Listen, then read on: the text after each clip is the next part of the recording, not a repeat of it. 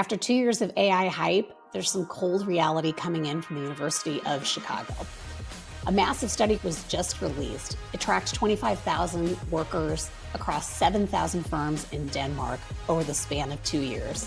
And the results were that statistically, there's a zero impact on wages, working hours, or employment.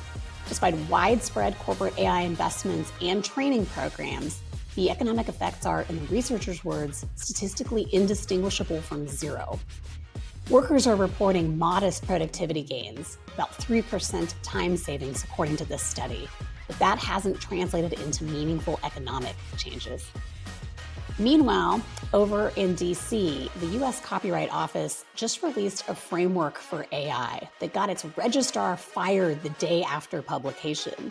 And it's actually odd because it's a pretty neutral document, but the portion that no doubt got the attention of AI advocates and firms is the fact that the framework very clearly indicates that most AI ingestion of copyrighted material very likely violates the fair use doctrine, which is a core principle of copyright law. And we've talked about some of this in a prior episode. But this framework is really interesting because it seems that AI firms want it both ways. They want to be able to ingest and freely train models on copyrighted materials, but at the same time, they object to competitors training off of their models. AI is not just being debated in the Copyright Office. Congress is also getting into the mix in its wayward way. While AI struggles to deliver promised economic transformations, the House-passed reconciliation bill just included a 10-year moratorium on AI regulation at both the state and local level. This prevents states from regulating AI, and 49 out of 50 state AGs are really unhappy about it. We'll see what the Senate actually does.